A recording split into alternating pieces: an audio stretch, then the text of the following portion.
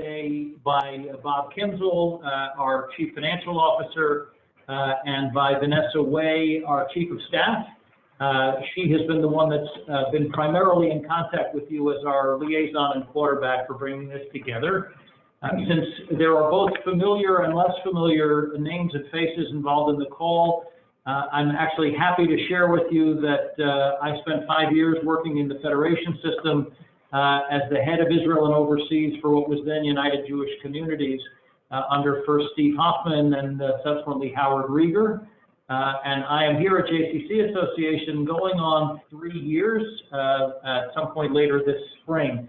So I think what I would like to do, on the presumption that you've had a chance to look through the written materials that we provided in response to the various questionnaires, is give you a high-level overview of where we are and what's happening here at JCC Association, and then devote the bulk of our time to your questions or comments or reactions. I think it's fair to begin by saying that I came to JCC Association as a newcomer to the Jewish Community Center field. My last stop, actually between UJC and here, I was 10 years the head of the American Friends of Ben Gurion University, so I was in the major gifts philanthropy world and working very hard on an Israel-focused effort to bring attention and support to negative development. So the fact that somebody with that background ended up in this job tells you a little bit about the state of the evolution of JCC Association. When I arrived here mid-spring, I guess, of 2017, I was the 4th CEO on the term of a single board chair. So for those lay leaders that are involved in this call, you'll have a sense of what that must have been like for the board chair that brought me in at that time. Newcomer to the field, lots to learn, lots to understand, a time following a period of transition and disruption here at the association, but a time of extraordinary opportunity. And let me give you sort of a high-level look at the reason why I came into this field, having not been a person with background in JCCs to speak of. We are 160 JCCs across Canada and the United States that between them see 1.5 million people a week through our doors. 1.5 million people a week. 1 million Jews. And that million Jews represents every possible demographic in the Jewish identity universe, from infancy to old age, from ultra-Orthodox to completely secular, left, right, and center politically, all the letters of the alphabet of lettered identification. If you want to see the broad cross-section of a Jewish community, go sit in the lobby of a JCC for 2 or 3 hours on a typical day, and you will see basically every corner or aspect of that Jewish community. It makes the JCCs the largest platform for Jewish engagement on the continent, and it isn't even close.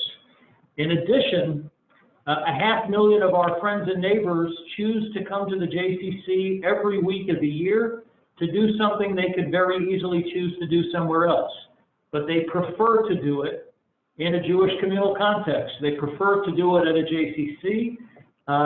The JCC is effectively the embassy of the Jewish community to the wider geography that it serves, and at a grassroots level, it makes the JCC the largest platform for community relations on the continent as well. That's not to suggest that the remarkable leadership work that's done by community relations councils is not something entirely different. It is.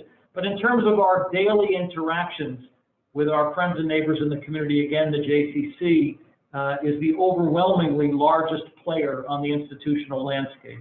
The numbers are big. The other numbers, large numbers that were head-turning for me, we have 100,000 children in our camps in the summer across the continent.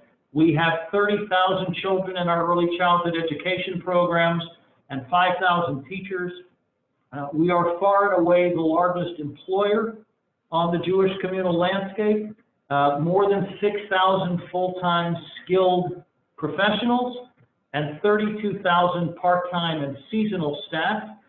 Disproportionately, those 32,000 are the young adults that staff our day and resident camps in the summer.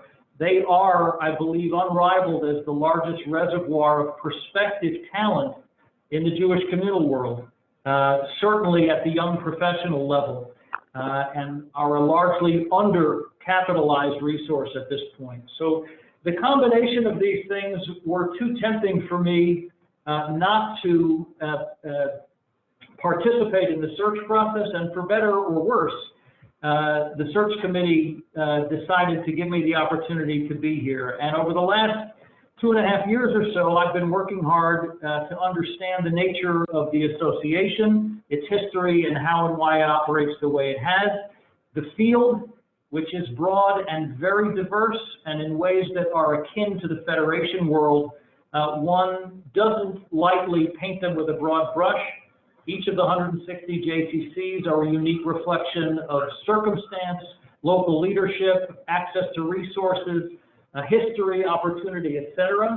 And our job is to figure out how to be of best service to each one on the basis of where it is. And we needed to assess where JCCs were in the consciousness of the wider Jewish community. Organizational, federation, among others, but also in the philanthropic community.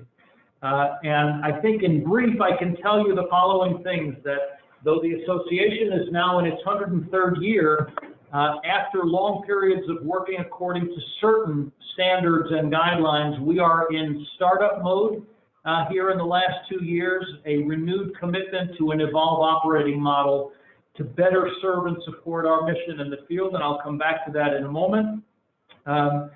We are emerging now into the very active consciousness of the organized Jewish communal world, and increasingly so to the world of mega and major philanthropy, and I'll come back to that in a moment as well. And for me, as a newcomer to the field, who, having spent 25 years in national positions in the organized Jewish community, but having previously been unfamiliar with the JCC landscape, I was more than impressed with the breadth and scope and quality of the people that lead our JCCs, lay and professional, across the field. And my sense is that they have not had the prominent attention and opportunities that they so richly deserve, given their significant role in the community. We have an ability to make much more of them and of the remarkable access they have to the people that we serve around the field. We undertook through that first year or so both a deep dive exploration of where we are and a very clear exploration of how we create a plan for going from where we are to someplace far more dynamic. And I would make the following observations, which I think are important as well as you consider the nature of federation investment, both in your local JCCs and in the association as a gateway to strengthening the wider field. I think all of the JCCs that are represented on this call are from communities, cities, or their suburban areas that are near major metropolitan areas. I grew up in a suburb of New York City, and I grew up in a family that would have described itself as Jewish communally involved and engaged. What that meant for my family was we were members of a conservative synagogue. My mom and dad were active in either UJA or Federation or both as it was appropriate in the day. My mom was involved with Hadassah. My dad used to go to chapter meetings for the ZOA. The kids in my family, my siblings and I, were involved in Young Judea, the youth movement. And in the summer, when we were young enough, we went to day camp at the YMYWHA of Hackensack, New Jersey, which was a forerunner of the JCC on the Palisades in Bergen County today. And it's fair to say that the collection of ways in which we were involved with the Jewish community defined our portfolio as an engaged family. Flash forward now a generation or a generation and a half to the largely same geographic area where I raised my own children, and the levels of participation in almost every single one of the things that were important in that portfolio when I was a kid have declined dramatically over the ensuing years. So synagogue participation and membership in a conservative Reform synagogue in our area is a fraction of what it used to be. Hadassah is a fraction of the size of engagement it used to be, and there's no such thing as a ZOA chapter meeting, certainly not in the part of New Jersey where I'm living. And while Federation campaigns continue to make incremental progress, they do so on the back of far fewer contributors than they did 25 or 30 years ago, where the donor penetration of the Federation world was far more expansive.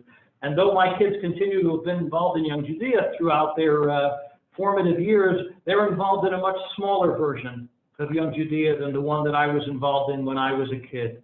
In short, almost every single one of the major engagement opportunities that defined our involvement as a family are a fraction of the level of participation that they used to be, with the exception of one, and that is the JCC.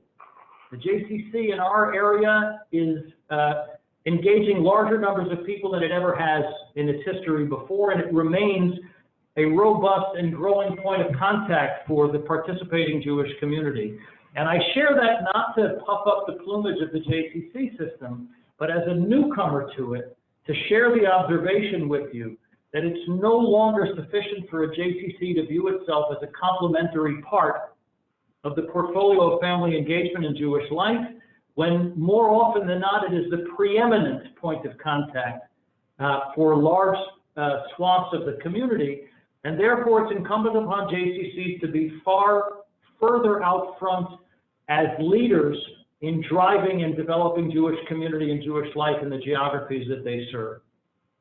As a result of that understanding on our part, we designed a game plan and a strategy for the association intended to serve and support that idea based on some very simple high-level principles. Number one, the name of the game is Greater Jewish Community and Greater Jewish Life. That's the purpose for which we are in business, and increasingly successful JCCs is a means to that result, but the prize is growing and greater engagement on the part of Jewish community. Number two, JCC Association exists for the express purpose of enabling every JCC to be the best possible version of itself, and to engage every JCC like the precisely fitting jigsaw puzzle piece that we need to be, that matches its needs, its challenges, and its opportunities with the kind of support and assistance that we're uniquely positioned to provide. Number three, we aspire to become a far greater producer of resources for the field than we are a consumer of resources from the field. And as you well know, in the federated context, there's always the question of dues and value from a continental organization. We are also a dues-supported enterprise, but we are evolving now and beginning to make the transition into a system where we are far larger as a gateway of resources that we're bringing in from sources beyond the JCCs than we are going to be a consumer of the dues funding that we continue to be reliant upon today. But we are the representative of the JCC field to the world's major and mega philanthropy, and we're the only ones that can channel those kinds of dramatic investments into the field in ways that have been modeled by Hillel and BBYO and others over many years. Finally, we need to be an organization built in such a way that the things that we do have to be expressly valuable to every JCC, no matter what size its operation and no matter where it sits geographically. Meaning we can't aspire to be all things to all people. We have to pick a handful of areas that are our priorities and are reflective of our determination to be uniquely valuable in each one of them to every JCC that's part of our system. And after a lot of considered assessment and analysis, we emerged now going on about a year and a half ago with a strategic approach around 5 major priority areas, and here's what they are. Number one is talent and the talent pipeline. 6,000 full-time skilled personnel, 32,000 part-time and seasonal. We have robust needs, and we have to be a robust engine for the creation of a remarkable talent pool that, if we are successful, will not only serve the needs of the JCC field, but because we're the biggest, it'll spill over and serve the needs of all kinds of Jewish communal professional apparatuses, and I'm happy to get into how we are moving down that path. Number two is data and information. We are endeavoring to become a reservoir of all things that happen in the JCC field, easily accessible to everybody that functions in the JCC field, to be a single source for access to all points of contact and information regarding the work of the field. And by the way, concurrently, since we're seeing 1.5 million people through our doors every single week, marshaling the power of 1.5 million attractive potential consumers to create corporate sponsorship opportunities that will benefit JCCs across the entire field, with corporate partners like Coca-Cola and Travelers Insurance and others who understand that getting their brands in front of our market will be of great value to them and provide a great service to the community development work that we're doing. So that's number two. Talent is one, data is two. Number three is innovation.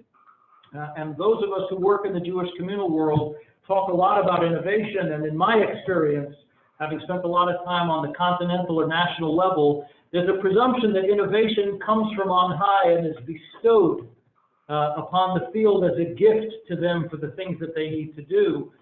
What I've discovered in the JCC field is that we have 160 institutions that are in a perpetual state of innovation in order to keep up with the needs and demands of their local marketplaces, and that the real opportunity for us is in the curation business, curating the most innovative programs and practices across the JCC field, and going outside to philanthropy to find investors that will help us to bring them to scale across the JCC field.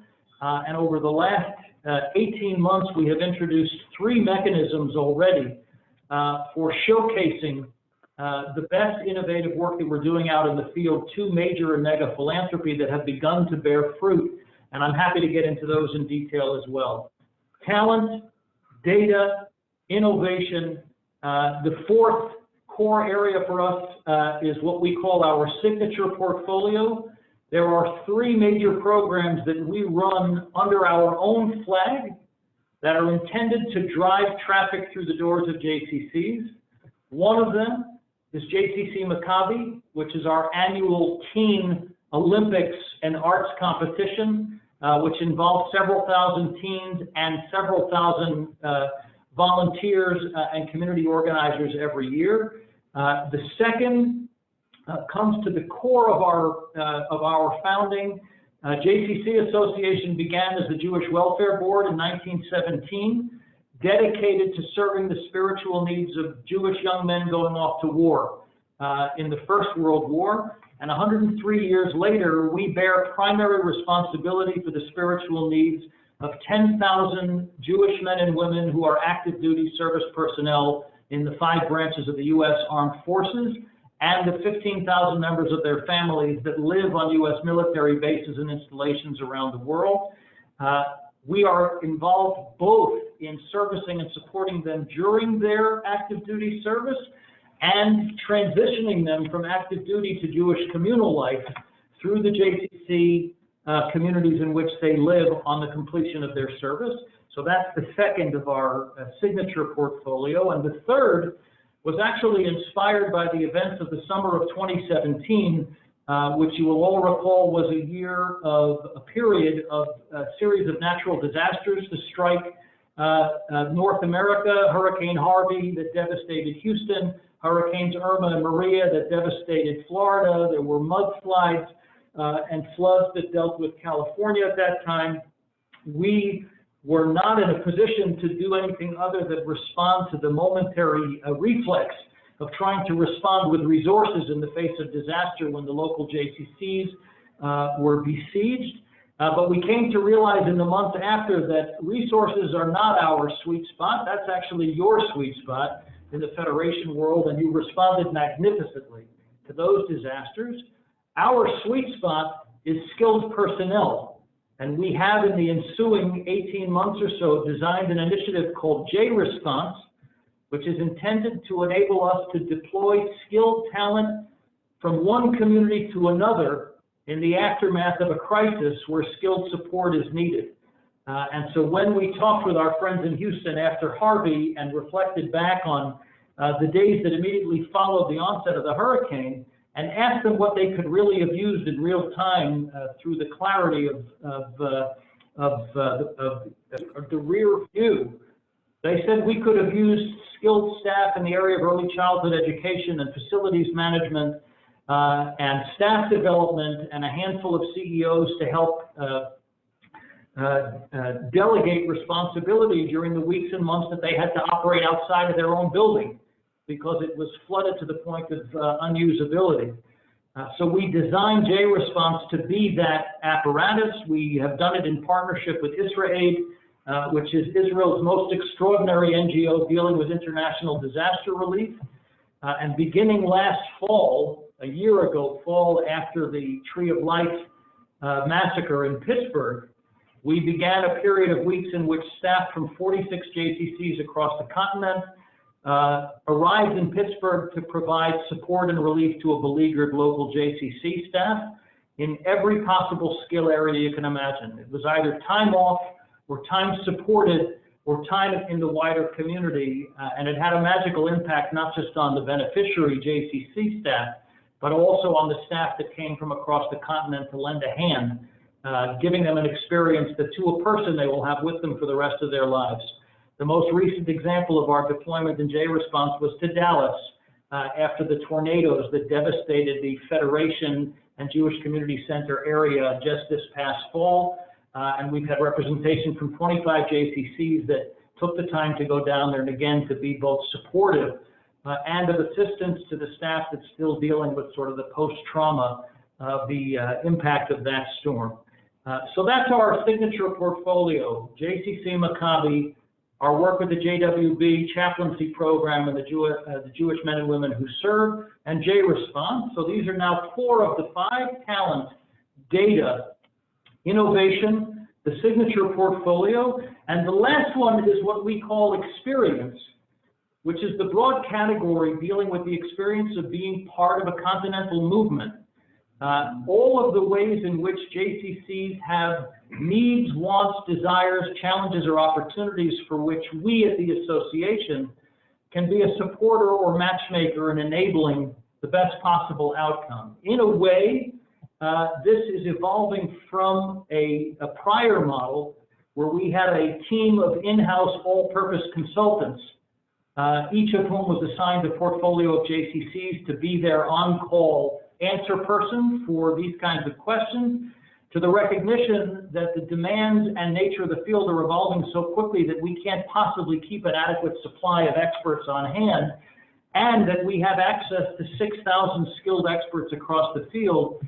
Any one of them at any given time would be the right person or resource or support to respond to the individual need. So experience for us means becoming the conductor of an orchestra of talent so that we know on the basis of our understanding of where the answer and resources lie, how to deploy on a concierge basis the right answer to the right question. And rather than viewing ourselves as the hub with spokes in a wheel, we are the enabler of a matrix of relationships that exists multilaterally, from one JCC to the next, or from groups of JCCs to one another, with us as a supporter and enabler, but not exclusively as the provider. Those are the 5 areas: talent, data, innovation, the signature programs, and experience, this enabling and facilitation of experience. And I'll finish to leave us with as much of this hour that you would like to use for whatever questions or purposes you have by telling you that on the one hand, Rome wasn't built in a day. So all of these things are at various stages of work in progress. On the other hand, all of them have made material progress. We were just at a meeting of close to 100 executives from JCCs in Dallas a couple of weeks ago, where we reflected upon more than $3 million in financial resources that we have raised and distributed to the field in the last 18 months as the leading edge of resource provision. We had at that conference for the 2nd year in a row the heads of 3 of the largest Jewish foundations on the continent, meeting with JCC executives around their most innovative programs and program opportunities. We were workshopping a year-long the development of a talent white paper, which is shortly going to be adopted by our board as the strategic framework for our pursuit of this talent agenda over the next 3 to 5 years, intended to be supported almost entirely by mega philanthropic investment that we're working on securing. So in every single area that I was describing to you, we are at various stages of having advanced this agenda. And in the meanwhile, having taken the very broad and expansive number of things that the association was trying to manage in the years preceding my arrival, have narrowed the scope of the work that we're doing and markedly deepened the nature and extent to which we are doing it, while we filled out the team with the talent that we need and engaged the field in a far more proactive way so that we can increasingly become prescriptively supportive of each JCC according to precisely what its needs and potential opportunities are. So I think that's our story, and I'd like to leave it there, to leave us in your hands for whatever you'd like to go through further. Good afternoon, Doron. Yes, sir. Good afternoon. My name is Paul Cruz, and I'm a proud member of the Greater Miami Jewish Federation and immediate past chair of the board of the Michael N. Russell JCC, where you came to give us a wonderful presentation when you were, I think, just on board. Yes, indeed. And you really did a great job. We're also, we've had sessions with Dory. I think her name is Dory Donnell. Yeah. And I think she's coming back, and she's also terrific. So I can vouch for the quality of the staff and the people that you have on board, and for the great work you're doing for a very, very valuable cause. I know that the JCCA has been essential for the JCCs and promoting them and helping them and so on. And you're right, they are the gateway to the greater Jewish community. So my question to you is, I know you're on board for a couple of years. What is the financial situation of the organization, and how far have you come as far as development and getting the organization in a steadier footing? So first of all, thank you for the gracious comments about our work, and thank you for the very thoughtful question. When I arrived here, the way in which the association was managing to keep its financial house in order was essentially to shrink the professional footprint year over year. So when people were leaving the organization during leaner times, most of the jobs were left unfilled out of deference to the need to keep the budget balanced. So when I came, the organization was missing certain key personnel in critical roles. We did not have a material development apparatus. There was not a chief operating officer here. There wasn't even an assistant to the CEO. I went to the board ahead of the 2018 fiscal year, and we're on a calendar fiscal year, and asked the board to provide me over the formative years of my tenure with a maximum of $4 million of deficit cover while we filled out the operation and delivered the ability to be a durably successful organization with new sources of revenue. Through the first 2 fiscal years, the total amount of that cover that was needed was under $800,000, which was really good news. In 2020, therefore, we have both the framework budget and as much as $2.2 million of operating cover as needed. We will not, I don't believe, be needing that operating cover. In 2019, we raised more than $4 million in new fundraising from sources other than the JCCs. That was up from $3.2 million in 2018. So, again, by the standpoint of increments, it was a big jump. By the standpoint of appetite, it was at the tip of the iceberg. It's my anticipation that over the next 2 or 3 years, we will bring in somewhere between $10 and $20 million of additional philanthropic investment towards both capacity building and seed funding for grants to support the field. So, Paul, I would say the two-part answer is we come into 2020 with great expectations and the guarantee of the board of the association that it has our back as we continue to fill out our plans. But in each of the 2 years that preceded it, we far outperformed the approved budget and shortfall cover that had been promised by the board. That's what's going to happen this year, and I think beginning in 21, we will be operating budgets in the black in the ensuing years that are going to enable us to invest more out in the field, which is ultimately, again, the strategic commitment that we're making. Kol hakavod and continued success. Thank you. Hi, my name is David Slater. I'm from Metro West up in New Jersey.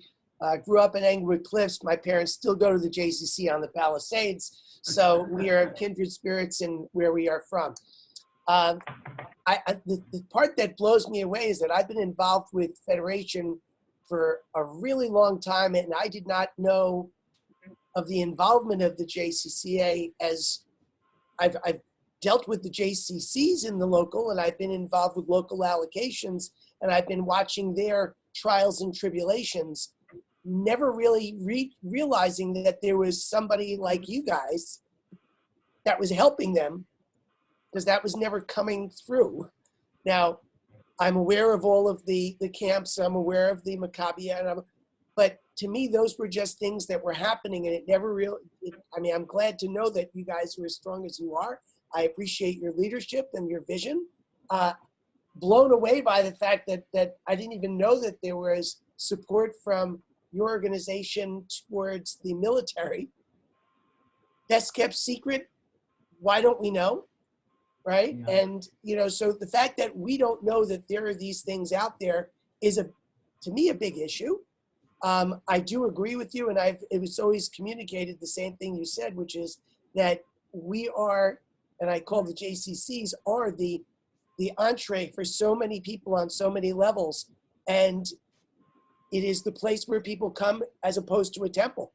They come there if they're religious, they come there if they're not religious, and you have people who are working out next to each other that never in a million years would be seen in the same place, except they want to be at a JCC. So I'm thrilled to see that people are aware of the value and what your position is so that you can capitalize on it. I just would love to know that this mission is coming down and that we hear about it more from the top down as opposed to just knowing that there's a JCC. David, it's a great point, and you know, I would say the following things. I think that among the defining aspects of Jewish community life for the last extended period of time is that organizations have operated on the basis of a lot of narrow self-interest. There isn't nearly as much appreciation, I believe, for the work that you all do in federations as the supporters and the enablers of all of the Jewish community apparatuses that are out there in the communities that you're serving. And I think that we were emblematic at a national level of organizations that stuck to their knitting on a narrow basis, and we allowed ourselves not to necessarily be nearly in the active consciousness that we should be in as an ally and as a prospective partner to do more in a community. I can tell you that as it relates to Metro West, and I've known Doug for a long time, and David Saginaw and I were colleagues, and Steve Levy was a member of my board in a past job that I was in. Relatively early on, because of those past relationships, we received a call from the Metro West Federation leadership asking us to get involved with the Union Y in Union, New Jersey, which was a declining local institution. As a partner, we, together with Federation, engaged the Y and its leadership. An outside strategic consultant was brought in to help figure out how to navigate them out of the morass that they were in. I can tell you that 18 months later, they are on the path to a far better institutional reality that appeared on the cusp of merger with another institution that will rejuvenate the JCC as a part of our system and as a contributing agency of the Metro West Federation. And it was emblematic of the kind of collaboration and partnership that's possible when we think about how we can work better together. We are now showcasing that as an example of how JCCs and local federations and the association can work in alignment, and I hope JFNA and some of the others are going to be in a position to do that as well. But what's really important is the steady drumbeat about the significant merits of leaning into working collaboratively, Right. and not having everybody trying to make headway on their own to their own credit. And maybe this offers me an opportunity to mention one other thing. We are, from a Jewish organizational and institutional standpoint, overbuilt for the level of participation that exists in Jewish life today, because the infrastructure of Jewish life was built on the basis of participation in the past and the presumption that there would be more. And when supply exceeds demand, everybody's trying to hunker down and protect their corner of the action, Sure. which has made people far more defensive and institutions far more protective of what they believe is theirs, my constituency, my donor, my board member, my families, whatever the case may be. But only the institutions themselves can live with the illusion that they own any constituency or family or donor. What they really are is shareholders in the strength of greater community. The real opportunity we have in a time when we're overbuilt is to figure out what each of our agencies has to contribute to the greater good, and be less concerned about what each of us has to contribute to our own good. To that end, in December at the URJ Biennial, JCC Association and the Union for Reform Judaism announced a continental collaboration on breaking the logjam of finding an adequate supply of early childhood educators for Jewish early childhood programs. And we are endeavoring to work on it together with major and mega philanthropy to create a breakthrough that would allow us to accept several of the tens of thousands of families that can't get into our early childhood programs because there's an insufficient number of teachers to provide classes for them. For us, it was an example of the importance of working with not necessarily the most obvious allies and partners in the interest of doing better for them, for us, and for the Jewish community. Continue it on. Listen, it's just, I'm excited to hear that anytime you have leadership that seems to have a fire underneath themselves is always a good way of being. And I want to hear more, and I want to be a person who can help that message get out to the community so that we can get everybody on the same page. I think it's fantastic. Terrific, thank you. I have a question. Does your organization provide, the things that you provide, wait, let me ask this another way. The bricks and mortar that house the JCCs are not actually funded by your organization. Those are, I'm stating it. I mean it as a question. So the bricks and mortar are locally funded, and the programmatic and all the other stuff that you talked about is funded, differentially among the various federations, JCCs. Is that correct? Yeah, look, each one of the 160 JCCs is an independent 501c3. Okay. I think probably like the federation system, we have no authority, formal authority where they're concerned. And you talk about an organization like ours, which has, on average, over the last 3 years, let's say a budget of between $14 and $15 million for the association in its entirety, with a total of under 70 full-time staff. We're a lot smaller than most JCCs. Right. So each one is accountable to and responsible to a local board and local support. We are fundamentally a support mechanism. We are fundamentally a platform for convening and gathering. We are fundamentally a megaphone for trumpeting and representing the work of the field. And I think probably like JFNA, we operate on the basis of what I would call influence management, not direction. We have no formal authority over anybody other than ourselves. So, but with the data that you collect, you would be in a position to advise local JCCs as to best practices, which, as you mentioned, in the case of the other JCC, where a merger, kind of a merger, made sense, with the kind of a view that you have, conceivably you would know from a data point of view whether or not there are actually JCCs that are underperforming because they're not. I'm gonna say this in the gentlest way I can. Because they're not sitting in a hole in the market that needs them. In fact, they were flanking JCCs or other services that actually are going to keep them underperforming no matter what they do, and that perhaps that bricks and mortar money should be allocated into programmatic stuff, or I'm not saying this very eloquently, but you have the ability really from a top-down point of view to be able to collect the data and see where services voids are, or market voids, or facility voids, or how a federation might be attacking engagement in a different way. So the answer is yes, we are in that position. We pioneered about 15 years ago a benchmarking apparatus that allows every JCC to participate in a major data gathering effort every year so that it can benchmark itself against other JCCs of comparable size and circumstance. Every time we go through a benchmarking cycle, there are somewhere between 45 and 50 JCCs that participate. Over the course of the 15 years, the majority of JCCs have taken part, though not all of them have chosen to take part.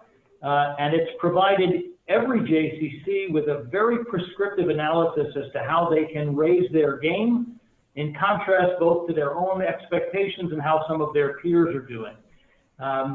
The question you asked about viability is something that we have insight into and we can offer counsel, but there's so much variation on the theme that, I'll give you a couple of examples. So I mentioned that 1 million of the 1.5 million users of JCCs on a weekly basis come from the Jewish community.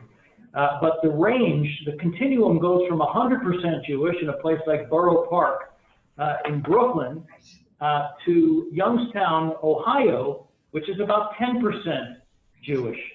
But it's fair to say that the Youngstown JCC is a very viable Jewish community center from a financial standpoint.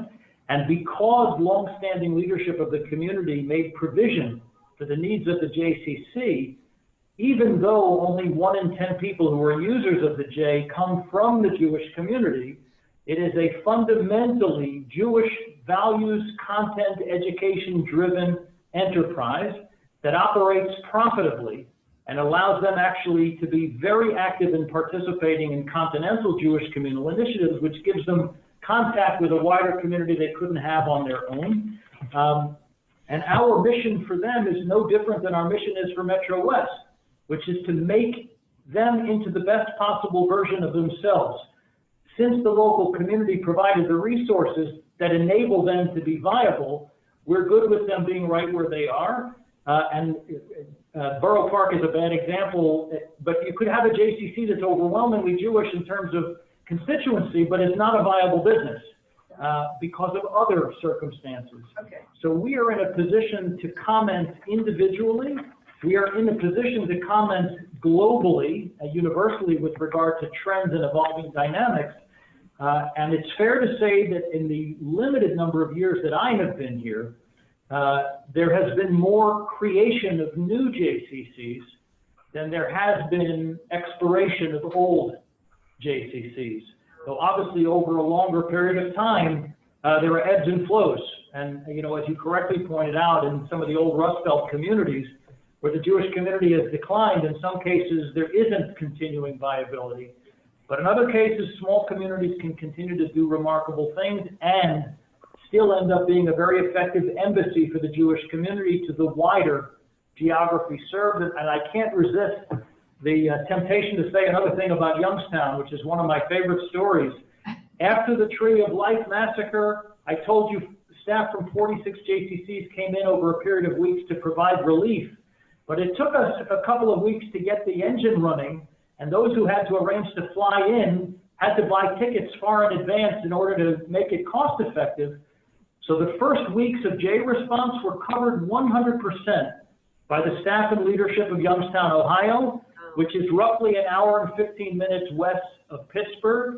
And on the day of the Shloshim, for the murdered victims in Pittsburgh, 1 out of every 3 members of the Youngstown Jewish community came to Pittsburgh to host and sponsor Kiddush at all 3 of those congregations for the Jewish community of Pittsburgh. So it didn't matter that they were small and that maybe there's 1,000 Jews there if you account the family pets. What mattered is when there was a moment, they stood up to be counted, and they delivered in a way that was emblematic of the best of who we are as a North American Jewish community. It was a thing of beauty. Fantastic. I lived in Pittsburgh for 10 years, by the way, and I've been to Youngstown, so for whatever that's worth. Our condolences. It's one of the great communities in the Jewish world, and it's been devastating what happened there.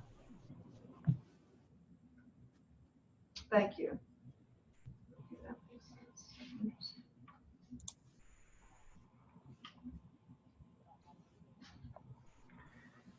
So look, in the absence of other questions, and knowing that you'd probably be happy to have a few minutes of your lives back if we can provide them, I would want to leave you with the following thoughts. I am a true believer in the Jewish Federation system. Though I was only in it for 5 years, I'm all in. I'm a believer in what you do. I am a passionate advocate for Federation and Federation campaigns. And I believe that only the federations can lay claim to being the primary enablers of the breadth of Jewish life, locally, nationally, globally. I think where the federation flag is planted, it validates the model of how we work together for the greater good. We are deeply grateful for the support the federations provide to the association, and obviously far more significantly to their local JCCs. We believe that it's critically important that federations continue to provide it both locally and nationally as a statement about who we are and what we believe, and a statement about the breadth and scope of what federation is all about. It's one of the best examples of how we lean in so that 1 and 1 equals 3. And so the greater Jewish community is the outcome to which we are pursuing. Our big conference, which we don't call the General Assembly, but we call J Summit, will take place in Milwaukee in the first days in May. We are 80% lay leadership at that conference. We will be showcasing partnerships and collaborations, and we are going to be showcasing several of the major federations who are doing critically important things with, through, and in addition to their JCCs in places like Toronto and Detroit and Cincinnati. And I could make the case with each of the federations that are represented on this call that there are collaborations that can and should be celebrated with you as well. It matters a lot. And if we're going to be what we aspire to be as a North American Jewish community, we need you to be great. You need us to be great, but we all need you to be great. And I think the last comment I will make is I think we've got the extraordinary good fortune to be living at the high point of Jewish history since the destruction of the Second Temple. We have sovereignty as a Jewish nation, and this is the most successful, accomplished, wealthy, high-achieving diaspora community in the history of the world. Our greatest challenge is how to stop scuffling with our remarkable good fortune. But nobody's ever had a better place, a better leg to stand on to do exactly that. So I think if we do this the right way, we'll be limited only by the extent of our ambitions and the skills of our hands. And that's a remarkable circumstance to be in. So we're happy to be locking elbows with you guys and seeing whether we can raise our game. Thank you. Thank you. Thank you, Doron. Guys. Thank you all very much. Thank you. Thank you, and thanks for that nice optimistic note to end on. Thank you.